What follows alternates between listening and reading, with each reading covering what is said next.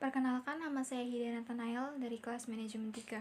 Di video ini saya akan presentasikan tentang teori aliran organisasi klasik. Pengertian tentang teori organisasi klasik. Teori manajemen aliran klasik terbagi menjadi dua, yaitu teori manajemen ilmiah dan teori organisasi klasik. Konsep tentang organisasi telah berkembang mulai tahun 1800-an, dan sekarang dikenal sebagai teori klasik atau disebut juga dengan teori tradisional. Organisasi secara umum digambarkan oleh para teoretisi klasik sebagai realisasi dan tugasnya terspesialisasi. Teori organisasi sendiri adalah studi yang mempelajari bagaimana organisasi menjalankan fungsinya, sehingga mampu mempengaruhi dan dipengaruhi. Secara sederhana, teori organisasi adalah suatu konsepsi, pandangan, ajaran, atau pendapat terkait masalah organisasi, dan teori organisasi merupakan aturan dalam berorganisasi. Berikut ini ada beberapa pelopor dari teori organisasi klasik, antara lain Henry Fayol, Max Weber, Mary Parker Follett, Chester A. Barnett. Tokoh yang pertama ada Henry Fayol. Menurut ia berpendapat bahwa manajemen sangat membutuhkan pengarahan yang sistematis. Manajemen adalah suatu keterampilan yang dapat diajarkan jika prinsip dasarnya dipahami. Ada juga 14 prinsip manajemen yang dikenalkan oleh Henry Fayol lewat bukunya yang berjudul Administration Industry at General.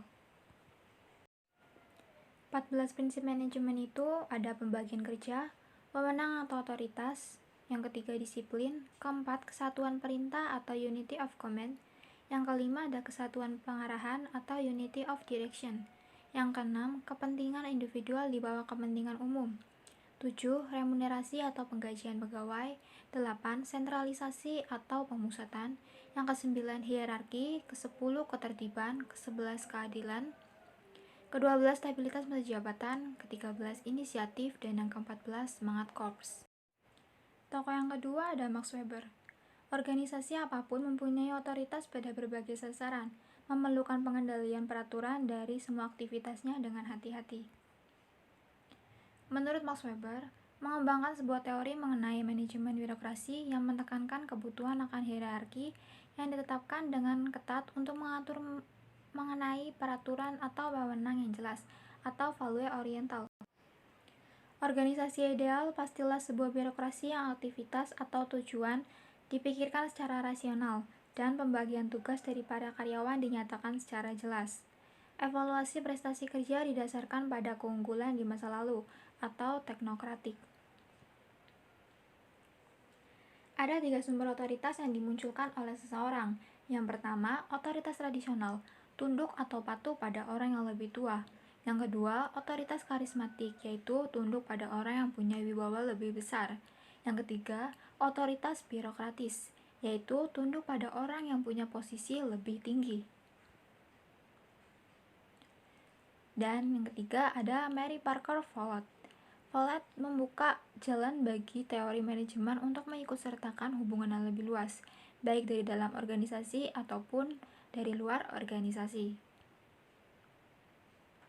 Menurut Follett, manajemen adalah seni melaksanakan pekerjaan lewat orang lain.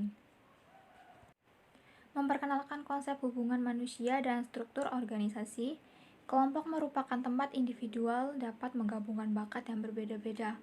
Fungsi kontrol atau pengendalian yang utuh memperhitungkan bukan hanya individual dan kelompok, tapi pengaruh dari faktor lingkungan. Dan tokoh yang keempat ada Chester A. Barnett. Menurut ia, orang berkumpul bersama dengan organisasi tidak dapat mencapai tujuan jika mereka bekerja sendiri-sendiri, tetapi dalam mengejar sasaran organisasi, mereka juga harus memuaskan kebutuhan individual masing-masing. Jadi, kesimpulannya, para teoretisi klasik menekankan pentingnya rantai perintah dan penggunaan disiplin, aturan dan supervisi ketat untuk mengubah organisasi agar beroperasi lebih efisien. Nah, sekian presentasi dari saya. Terima kasih.